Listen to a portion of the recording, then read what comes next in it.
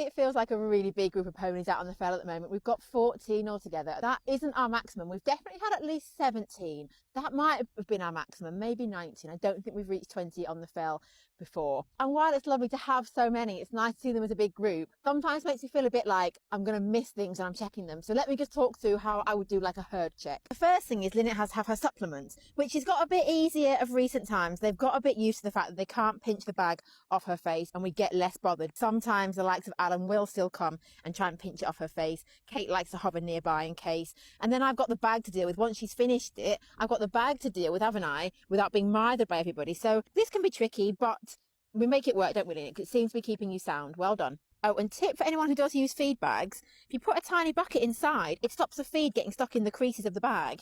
Now what are you doing? You want to rub your head. Okay. Then Lynette has to rub her head for a bit. That's part of our daily routine, especially if she's wet. If she's wet, she'll try and rub her whole body on you.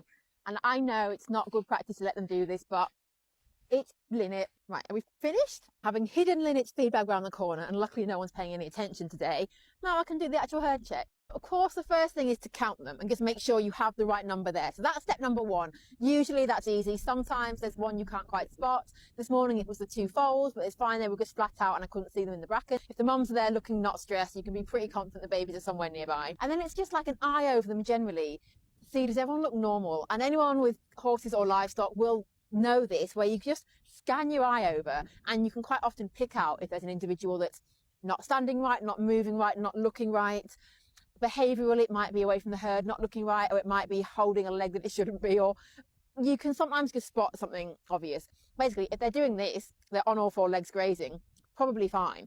But then the next thing to do is like a bit of a closer check. So for each individual, I will do like a 10-point check to make sure I have looked over some of the key parts of the body. So I will look at the eyes and I will look at the knees. I will look at all four fetlocks. I will look at the hocks, and just to make sure that nothing looks unusual, like no unusual swellings, discharge from the eyes, puffiness, anything. And then it'll be looking for something obvious like blood on them, which actually I say obvious. It is on the greys. Brilliant. You can spot it a mile off. On something autumn's colour, a little bit harder to spot blood. So lumps, bumps, blood, scratches, ticks, other injuries, swellings, general demeanour, general behaviour, eyes, joints. Also be keeping an eye on general things like weight.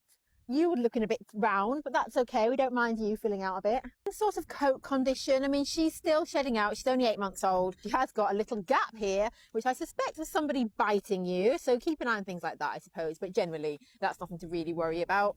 Little scabby bits like this, you think, what was this for? I think this is probably, again, a bit of a bite, and that's just the loose scab coming off. But you might keep an eye. If you had like a patch of scabbiness which you couldn't explain, you might be thinking something like lice maybe. Nursing mares, I'll check the bag looks normal, just even and not overly full. One thing that's quite hard to check in like grass is feet. So I tried to, when they're standing on concrete on hard standing, I try to get a good look at feet. The ones that are wearing the trackers, I'll normally also check that the tracker isn't rubbing underneath. But Kate has gone extra flighty again now she's on the fell, so I'm not sure she's going to let me. Pink noses like Kate, I like to check they're not getting sunburnt. This is going to be a bit of an issue with Kate, I think, because she absolutely hates me putting cream on it, like with an actual passion that's going to send her completely feral if I keep trying to do it. I think I'll never be able to catch her if she thinks that's what I'm going to do. So we're okay now because we've had some bad weather, haven't we, Kate? It's not been sunny, but I think we're going to get a burnt nose when the sun comes back out, like it is today even, but not going to be too hot today, I don't think.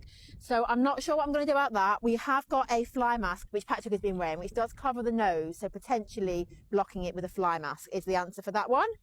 Archie, what are we doing here? They do make it tricky when they lie down. I don't think I need any more than about 14 out here. I feel like having about 14 out here is kind of my maximum, and making sure everyone's happy and healthy and sane and sound and great. But let's see.